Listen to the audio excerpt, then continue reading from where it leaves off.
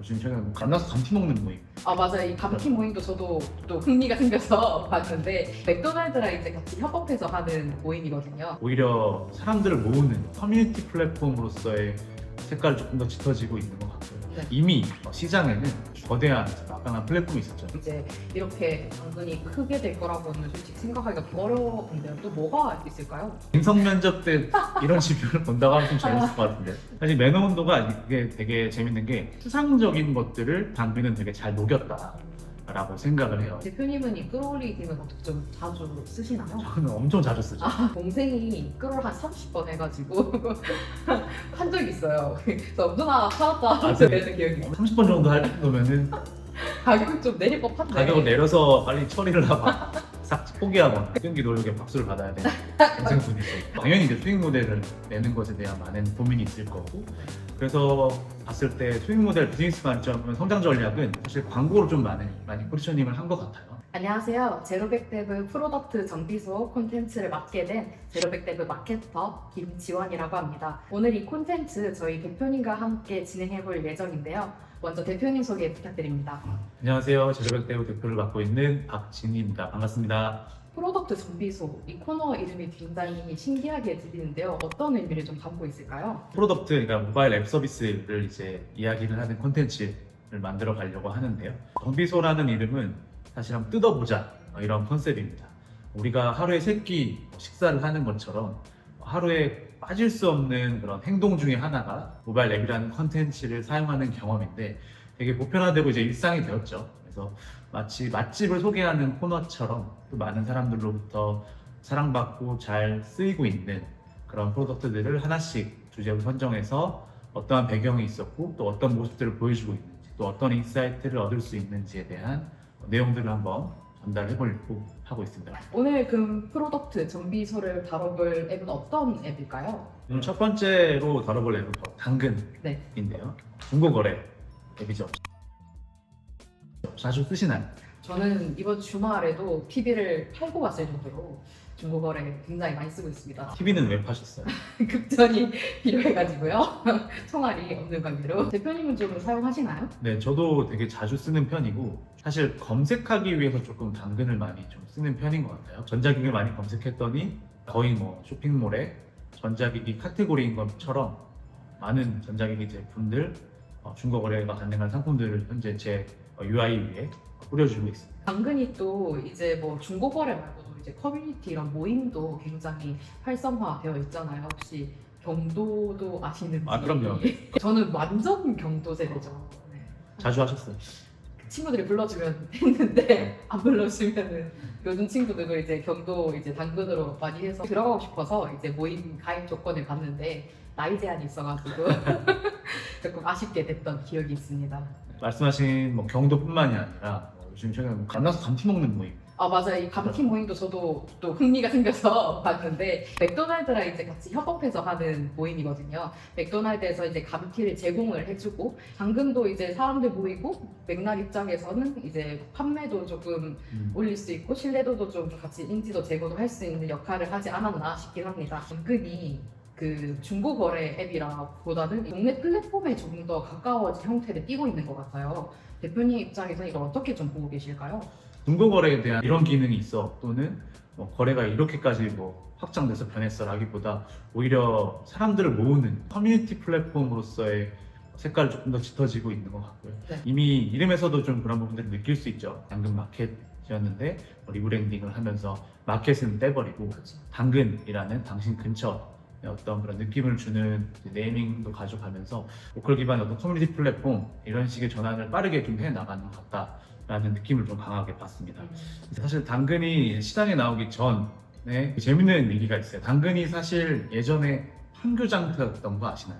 판교장터요? 네, 네. 판교장터라는 이름으로 원래 있었던 서비스였는데, 사실 당근이기 이전에 판교에 위치한 직장을 다닌다는 인증을 이메일로 한 유저들만 사용할 수 있는 그런 중고거래 앱이었습니다. 찾아보면은 이제 그런 내용들이 있어요. 근거리에 있는 사람들끼리 믿을 수 있는 쉽고 편한 거래를 하기 위해서 나온 서비스다. 그래서 시작이 되다가 판교 주민들로부터 오히려 요청을 받았다고 해요. 우리도 쓸 수 있게 해달라. 그래서 점점 그 서비스가 커지게 되었다고 합니다. 아, 그게 당근의 초기군요. 사실 이렇게 초기에 나왔을 때 이미 시장에는 거대한 막강한 플랫폼이 있었죠. 중고나라라는 네. 카페가 있었고, 당근은 무엇을 해결했느냐를 봤을 때 이미 기존의 이 시장을 장악하고 있던 플랫폼인 중고나라가 어떻게 보면은 트래픽은 많았지만 해결하지 못하는 사기나 불안 심리, 허위 정보라든지 허위 매물, 이런 부분에 대한 불안감을 당근은 애초에 생길 수가 없는 그런 구조를 막 가지고 이제 시장에 나왔다고 볼 수 있죠. 그쵸. 뭐 직거래가 일단 원칙이었으니까요. 그러면은 거기서 현장에서 거래하고 돈을 주고받는 형태니까 그런 불안을 좀 해소할 수 있지 않았나 생각이 들긴 해요. 그러니까 만나서 해결을 하는 거죠. 그러니까 뭐 중고나라에도 이미 뭐 지역 카테고리 있고 했지만 그냥 명확하잖아요. 조금 더 우리 동에 사는 유저인 거고 그게 또 인증이 되어 있고, 그쵸. 그렇다 보니까 무슨 일이 나더라도 내가 지금 대면에서 무언가를 컨트롤할 수 있겠다라는 그런 심리적인 요소를 네. 유저에게 주는 것 같고, 그런 관점에서 사실 당근이 해결한 거는 뭐 사기 거래, 그다음에 뭐 불안 심리를 어떠한 기능들을 추가적으로 막 더하면서 해결했다기보다는 어떻게 하면은 불안하지 않을까, 어떻게 하면은 신뢰가 더 잘 생겨나고 자연스럽게 유저들끼리 믿을 수 있을까 라는 좀 역발상을 했다고 좀 생각을 해요. 제가 최근에 휴가 다녀오면서 되게 재밌게 읽었던 책 중에 하나가 네. 실리콘밸리의 프로세스 힘이라는 책이 있었는데, 네. 그 책에도 그런 방법론으로 나왔던 것 중에 하나가 네. 문제 해결을 하나씩 해결하려고 하지 말고 그냥 문제 상황을 0이라고 한번 가정을 해서 대입을 해보고, 네. 그랬을 때 고객의 경험, 유저의 경험을 한번 그려보라. 그럼 너무나도 이상적이겠죠. 그쵸. 문제는 이제 근본적으로 조금씩 개선하는 게 아니라 그냥 파괴시켜버려야 된다, 이런 얘기가 있었는데, 네네. 사실 그 어떻게 보면 방법론을 당근은 아예 애초부터 아. 들고 나온 프로덕트가 아닌가 생각을 좀 하고 있습니다. 사실 중고나라도 여러 가지 기능들이 있었죠. 뭐 네. 안심 거래 전화번호를 부여한다던가, 네네. 안심 택배라든지 여러 가지 그 불안 심리를 낮추고 뭐 허위, 거짓, 뭐 사기 거래를 좀 낮출 수 있는 여러 가지 기능들은 더했지만, 사실 근본적으로 그냥 문제가 생길 수 있는 상황 자체를 좀 틀어버린 당근의 시발점 자체가 조금 달랐다라고 생각을 합니다. 앞서 말했던 이 당근이 이 불안 심리 문제를 해결한 것 말고도 이제 이렇게 당근이 크게 될 거라고는 솔직히 생각하기가 어려운데요. 또 뭐가 있을까요? 우리가 이제 기능을 한번 살펴보려고 하는데, 매너온도라는 아, 기능입니다. 당근에서 거래 끝나면은 뭐 상대방한테 뭐 여러 가지 뭐 거래 후기를 남기세요. 아, 그쵸. 남겨보신 적 있어요? 저는 항상 남기죠. 네. 뭐 각자의 한번 거래 후기 받은 것들을 한번 까보는 것도. 제가 중고거래 하는 것 치고는 네. 온도가 그렇게 높지가 않아요. 아, 이게 인성 면접 때 이런 지표를 본다고 하면 좀 재밌을 것 같은데, 저희가 많은 프로젝트 진행할 때마다 기획적으로 고민되는 부분이 유저의 충성 지표 또는 서비스를 기획하는 데 있어서 보고자 하는 지표들을 많이 이제 만들기도 하는데, 가장 어려운 부분이기도 해요. 단순히 뭐 별점, 별 5개 후기가 사실 요즘 많이 신뢰도를 좀 잃고 있다. 너무나 이제 흔하잖아요. 그러니까 별 5개 주면은 뭐 서비스 주고 리워드 주니까. 매너온도는 그런 것들 잘 설계한 것 같아요. 사실 매너온도가 이게 되게 재밌는 게 추상적인 것들을 당근은 되게 잘 녹였다라고 생각을 해요. 예를 들면 뭐 좋아요 30개, 네. 뭐 별로예요 뭐 15개, 이런 식의 지표가 아니라 사람의 온도를 기준으로 놓고 플러스 마이너스를 설계했다는 것 자체가 되게 디테일하면서도 되게 많은 고민이 좀 녹여 있는 것 같다. 실제로 인터넷사이트 그런 게 있어요. 매너온도가 낮으면 진짜 걸러야 돼요. 연인 사이에서. 그러니까 인간관계에서 까고 보니까 이 사람 당근 매너온도가 10도였다. 그러니까 면접 때 네. 몰래 보면 좋을 것 같아요. 지원자분들의 네, 정말 hin성을 볼 수 있으니까. 자기소개서, 포트폴리오, 당근 매너온도를 캡처해서 보내주시면은 쉽지 않겠는데요. 뭐 비슷한 얘기인데, 그래서 저희가 이제 작년에 진행했던 운동 관련된 프로덕트를 개발하는 프로젝트를 했을 때, 사실 열심히 운동하고 뭔가 이 사람의 꾸준함과 성실함을 나타내는 그 지표를 뭘로 표현을 할까 되게 고민이 많았거든요. 그래서 뭐 매너온도를 사실 많은 팀들이 벤치마킹을 해요. 많은 기업 고객사분들도 당근의 매너온도처럼 좀 재밌는 거 없을까요? 또는 뭐 따뜻한 그런 UX를 줄 수 있는 그런 워딩 없을까요? 이런 얘기를 되게 많이 하시는데, 그래서 작년 얘기지만 저희가 막 고민했던 그런 것들이 막 있었어요. 그 운동이니까 매너 온도라는 걸 차용해 보면은 땀 수면, 해수면이라고 하는 땀을 많이 흘렸다는 거. 이게 당근이 트리거를 만들어서 행동 지표 대한 부분들에 대한 후발주자들의 벤치마킹이 일어나고 있는 것 같고, 사실 조금 전문적인 표현으로 뭐 얘기해 보자면 사실 그로스 매트릭을 잘 설계했다라고 네. 볼 수 있는데, 많은 유저들의 매너온도가 높다는 거는 이제 이 프로덕트를 만드는 관점에서는 우리 프로덕트의 사용자들이 우리가 의도하는 대로 많이 따라오고 있다라고 볼 수 있거든요. 네. 여러 가지가 숨어 있죠. 뭐 충성도도 있을 수 있고, 활성 지표도 있을 수 있고, 거래라는 하나의 그런 액티베이션 지표를 높였을 수도 있고, 또 그만큼 자주 들어온다는 거니까 리텐션 지표를 잘 나타내주고 있다라고 네. 볼 수 있어서, 이 매너온도 하나만 대시보드에 놓고 딱 보면은 당근 팀에서는 정말 많은 인사이트를 얻어갈 수 있을 것 같다라고 생각이 들더라고요. 앞서 매너 온도에 대한 기능을 좀 얘기했다면은 다음은 끌어올리기 기능에 대해서 좀 이야기를 맞습니다. 하고 싶은데요.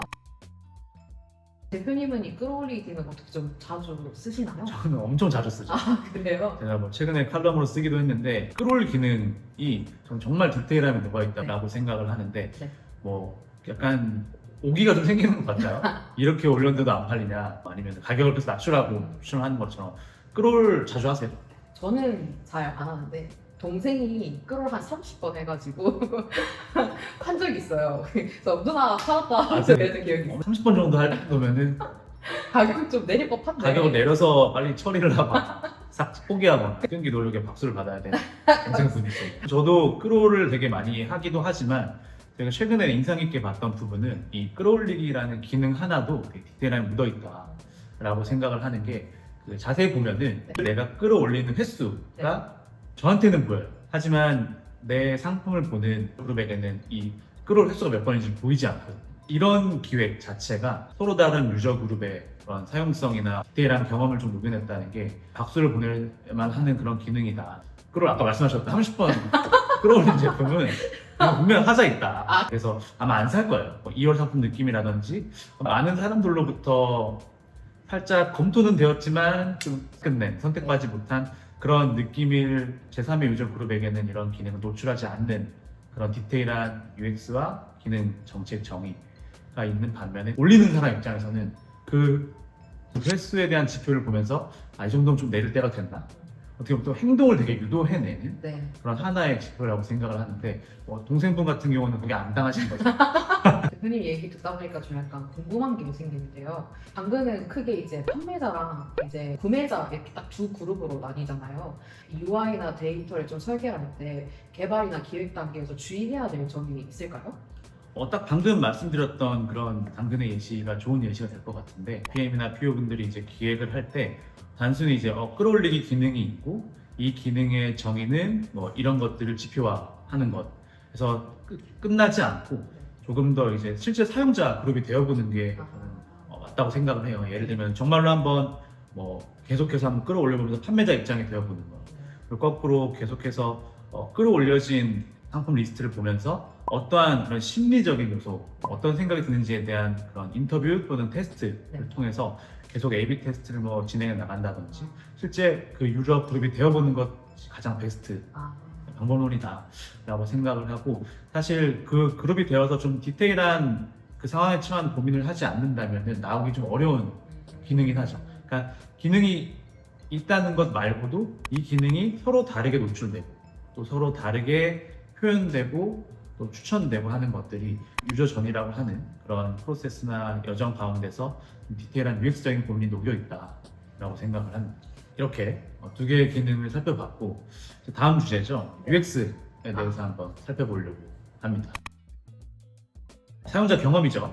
지원님은 좀 어떤 경험이 좀 기억에 남으세요? 저는 그 예약 잡을 때가 가장 즐거웠습니다. 실제로 제가 판매에 올렸던 제품에 구매자들이 흥미를 가져서 실제로 거래까지 성사된다고 했을 때 채팅창에서는 이제 예약을 잡을까요 이렇게 뜨잖아요. 그 대화 목록을 체크를 해서 그게 왔을 때 가장 설레는 당근이지 않았나 했어요. 이제 팔렸다. 네 맞아요. 짜릿함. 네. 방금 제가 뭐 화분 하나를 나름 올렸는데 저 진짜 올리자마자 막 순식간에 막 15개 채팅이 막 들어오더라고요. 나눔은 정말 그 키워드 알람을 꼭 해놓나 봐요. 정말 빠른 시간에 연락이 많이 오더라고요. 조금 더 UX 관점에서 한번 말씀을 좀 나눠보면 좋을 것 같아요.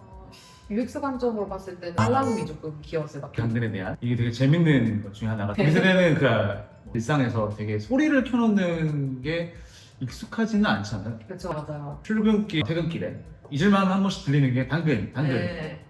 이렇게 뜨는데, 대부분 보면은 좀 연령대가 있으신 시니어 그룹, 부모님 세대 분들은 이제 소리를 많이 켜놓고 쓰시니까 하는데 저는 이제 여기서 딱 그 인사이트가 있다고 생각을 해요.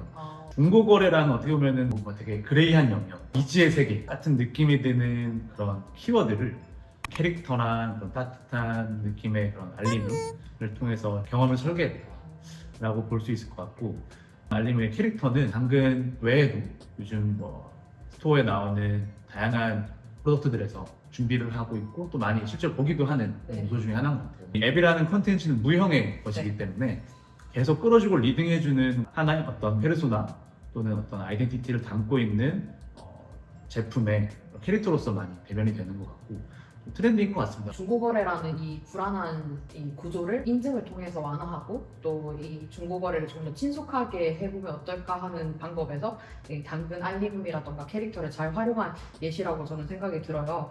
굉장히 당근 쪽에서 많은 고심이 느껴지는 부분인 것 같습니다. 그래서 기능에 이어서 뭐 네. UX도 살펴봤고 네. 이제 그래서 당근이 지금 현재 어떻게 성장하고 있는가, 프로덕트를 만들어 나가는 과정에서 절대 빼놓으면 안 되는 네. 그로스 어떻게 성장을 하고 있는지에 대해서 한번 말씀을 나눠보려고 합니다. 서두에 뭐 경도, 네. 그다음 감튀 말씀하셨던 것처럼 네. 로컬 커뮤니티를 완벽한 좀 전환을 했다라고 볼 수 있을 것 같아요. 요즘 뭐 포스트도 커뮤니티도 하고 뭐 여러 가지 다양한 프로덕트들에서 지역 기반 네. 내 커뮤니티를 형성하려고자 하는 많은 움직임들이 있는데 사실 그 어떤 프로덕트들보다 강력하다고 생각하는 이유가 근거리, 동네라는 키워드에 플러스 인증이라는 확실한 키워드를 선점했기 때문이라고 좀 생각을 해요. 맞아요. 그 확실히 이 인증이 되어 있으면은 저도 뭔가 진짜 동네 사람이구나 라고 그런 느낌이 들어가지고 안심이 된다, 그러니까 신뢰가 된다 느낌이 받긴 하더라고요. 마치 그런 거잖아요. 당근에서 만나면 진짜 우리 동네 사람이라고. 그쵸 그쵸. 다른 서비스나 뭐 웹상에서 만나면 조금 의심되는 뭐 어떤 지표가 있는지 확인해야 될 것만 같고 맞아요. 당근에서 인증이 되고 한다면은 정말로 우리 동네 주변에 사는 유저인 걸로 인식이 되는 것처럼 되게 강력한 로컬 커뮤니티를 구축했다라고 볼 수 있을 것 같고, 그럼 이제 이 커뮤니티 위에서 당연히 이제 수익 모델을 내는 것에 대한 많은 고민이 있을 거고, 네. 그래서 봤을 때 수익 모델 비즈니스 관점 성장 전략은 사실 광고로 좀 많이 포지셔닝을 한 것 같아요. 네네. 실제로 당근의 채용 공고 한번 살펴보시면은 애드 세일즈나 이제 광고와 관련된 여러 가지 프로덕트들을 만들고 또 사업 개발에 나가려고 하는 그런 것들을 유추할 수 있고 광고를 좀 많이 중심적으로 가져가려고 하는 것 같다. 당근 광고 한번 보신 적 있으세요?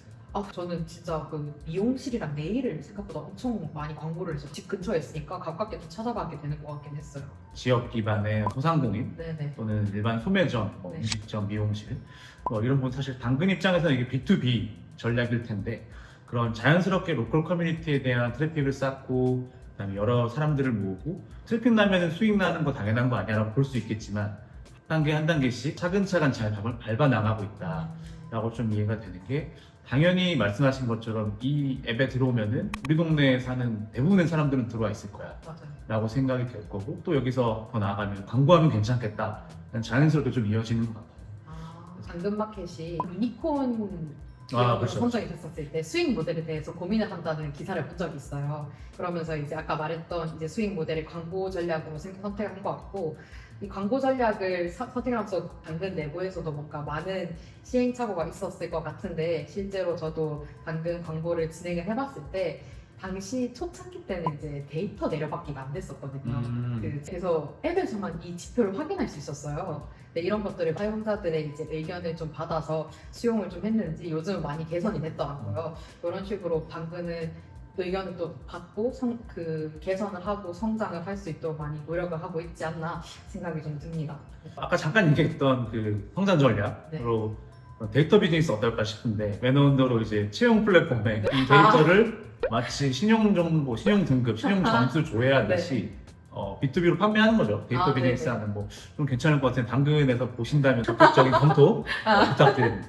최근에 되게 인상 깊었던 게 그 아파트 단톡방을 만들어 주더라고요. 저희 아파트에 사실 단톡방이 없거든요. 요즘 뭐 신축 아파트야 입주 초기부터 뭐 입주자 뭐 이렇게 모임들 이렇게 해가지고 많이 단톡방 생기고 하는데, 저도 이제 구축 아파트에 거주를 하고 있는데 없단 말이죠. 무슨 동 뭐 사랑방 해가지고 뭐 한 1000명 들어가 있는 저희 흑석동에도 있는데 우리 동네 전체 단톡방에 있고 네. 여기에 뭔가 우리 아파트 사람들이 그 이웃들이 있나? 네네. 막 이런 궁금증이 생기는데 그런 거를 딱 만들어주더라고요. 그래서 되게 재밌는 거는 그냥 만들어주지 않아요. 아, 어떻게 그래요? 30명이 모이면은 개설을 해준다라고 하면서 이걸 되게 이웃 주민에게 알려라. 아. 뭐 이런 식의 그 기능을 만들어 놓은 걸 보면서 역시 한번 대단하구나라고 좀 감명 깊게 봤던 이유가 그로스 네. 킹 관점에서 AARRR이라고 네. 하는 마지막 단계가 레퍼럴 추천이거든요. 네네. 그런 거 많이 보셨을 거예요. 뭐 내가 공유한 링크로 뭐 친구가 가입하면은 그래서 같이 5,000원씩 받고